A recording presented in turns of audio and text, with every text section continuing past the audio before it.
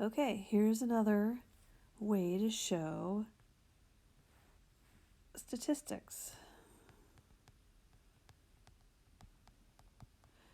It's the same data we've been talking about, mean, median, mode, range, etc., except it looks like a dot plot.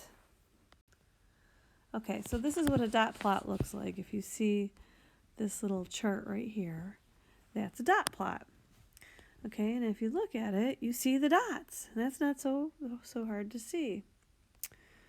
Okay, so what is the largest number of shoes owned by a student? And notice I went straight to the question instead of reading what's happening up here. Okay, so let's look at this. The dot plot below shows the number of shoes owned by 15 different students. So guess how many dots we're going to have there? 15. Okay, so that means one student has 8 number of shoes. 2 students have 9 number of shoes. 4 students have 10 number of shoes. 2 students have 11, 2 have 12, 1 has 13, 1 has 14, 1 has 15, 1 has 16. And that would be 15 dots, 15 students. So what is the largest number of shoes owned by a student? Well, number of shoes is 16. One student here has 16. So the largest number of students or shoes owned by a student would be 16. What's the median? And median means the number in the middle. Well, this is where we do our little Xing off again. I'm going to make this a little bit bigger. Let's X them off from the front and the back. 1, 2, 3, 4, 5. I'm cutting off 5 there. 1, 2, 3, 4, 5. 1, 2, 1, 2. And look how many are left. Right there, that one in the middle, 11. All right, now I talked about lining the data all up in one big line. If you need to find the median that way, that you can do that. But just count from the front and the back, same amount each time, and there you go. What's the mode? Well, do you see anything there that has the most dots? Sure. We see this right here. There's the most dots right there. So we would write 10. 10 has the most. 10, that means 1, 2, 3, 4 students have 10 pairs of shoes. How many total data points are represented on the dot plot? Well, we already talked about that. If you count these all up, this would be 15 different students. There should be 15 dots. 1, 2, 3, 4, 5, 6, 7, 8, 9, 10, 11, 12, 13, 14, 15. So there'd be 15. So look, you just got to read these questions and make sense of the data. Describe the shape of the dot plot. Now this is something I personally have not talked to you about. I know Ms. Strobel has. But look at the shape of this, okay? And what you should notice, and we haven't really talked about this yet, is it kind of goes up here, up, and then it goes down. It kind of skews on the right side. So here's the left side of the data. Here's the right side of the data. So the word that we call that in statistics land here is it's skewed right. The right side is skewed. You could see it kind of starts up here and it kind of flattens out more to the right. Okay. Now we have the ages of 22 students in the karate class are given below. And when you set up a dot plot and then we get a big set of data, you know me, you know what I like to do. I like to put that data in order from least to greatest. It's just easier to work with that way. And take the time to do it because it's going to pay off in the long run. So we're going to start with the smallest number here, which I believe is 5, and then we're going to go from there. I'm going to do that. Pause it. You do it. Pause the video. Get your data in order, and we'll come back in a second. So pause the video. Okay, so as you can see, I listed the data in order from least to greatest, and that took me a little bit of time, but that's how you do this. It takes a little bit of time. All right, now I'm going to make a dot plot using the number line below. All right, well, let's make a dot plot. I'll use these. All right, there's 1 5. There's 2 6s. There's 2 7s. There's 2 8s. There's 4 9s. 2 10s. 4 11s. 3 12s, and 2 13ths. Okay, so that looks pretty good. I like how it's fun how my dots are made with this pen. Okay. All right. So now let's answer the questions. Oh, there's one more thing you have to do when you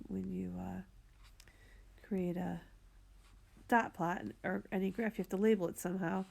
We are going to label this because it says the ages of students in karate class.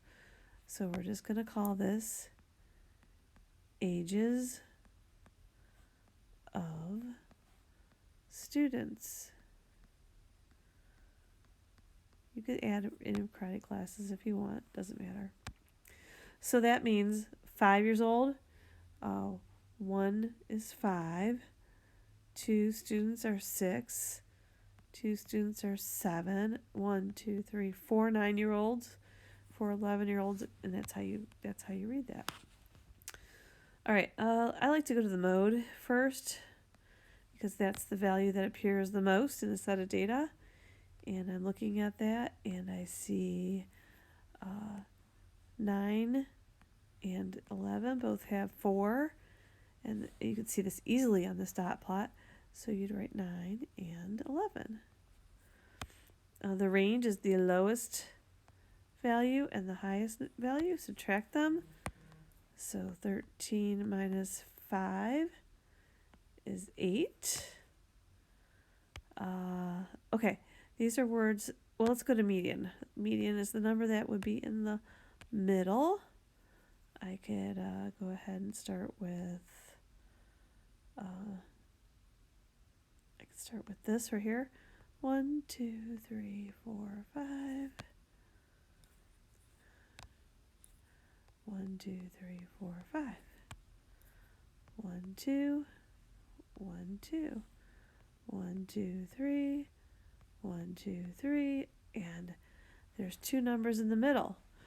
So when there are 2 numbers in the middle, I add them up. That's 19. Divide that by 2 would give me 9.5. And think about it. What's between 9 and 10? Right smack in the middle, 9.5. Okay, that would be the median. All right, the mean. Okay, now let's go to lower extreme, upper extreme. The lower extreme is the lowest value, which goes with the range. The lower extreme would be 5. The upper extreme, 13. That makes sense. Those words make sense. The extremely lowest position is the 5. The extremely highest position is 13. Upper or lower. Okay, now to the meanest one, I have to add them all up. And that's a lot of numbers to add right there. Add them all up and divide them by how many students? 22. So whatever I get, divide it by 22. All right, take a second to add that up. And I got 209. Divide that by 22. And I get 9.5. And that makes sense too. All that fits in with my data. It all fits in with what the set of data goes. A 9.5 could fit in on there. All right, so that's the dot plot. You put the dots above the lines and read it that way. But it's all the same stuff we've been doing. Mean, median, mode, range. We talked about some new vocabulary here. We talked about being skewed and lower extreme and upper extreme. Those are the newest ones on this type of plot. All right, good. Ooh, yep. Wait, how do I get that off there? Okay, put Captain America down there. He's just here helping us out with this. Okay, 17 runners completed a 5K in the minutes listed below. We are to make a dot plot of the data. All right, so first take the data and put it in order from least to greatest. Stop the video and you can do that right now. Okay, so I put that data in order from least to greatest. And now I notice my lowest number is 21 and my highest number is 37. So I have to go from 21 to 37. So let me do that on the number line. Okay, I numbered the number line from 21 to 37. And now I'm going to put my dots on my dot plot. So here we go. 21 has 1. 22 has 1. 23 has none. 24 has 2. No 25s. 1, 2, 3, 4 26s. 27 none. 28 has 1. 29 none. 30 none. 31 1. 32 2. 33 none. 34 has 3. And 36 has 1. And 37 has 1. Okay, so the dot plot should look something like that. And now we just answer the questions. Easy. Let's do it. Lower extreme would be 21.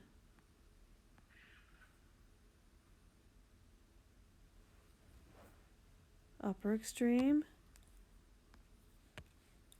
37. Captain America, let's move him out of here. Median, the number in the middle.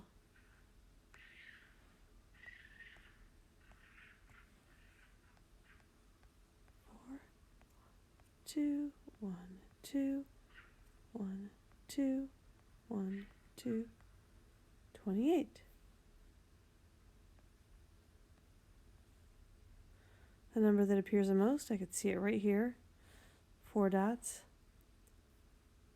26. The range is from 21 to 37. So 37 minus 21. Okay, so 37 minus 21 is 16. Okay, now we have to find the mean. It's the mean is 1. That means we have to add these all up and divide them by 17 because it says 17 runners. And if I count these up, I should get 17.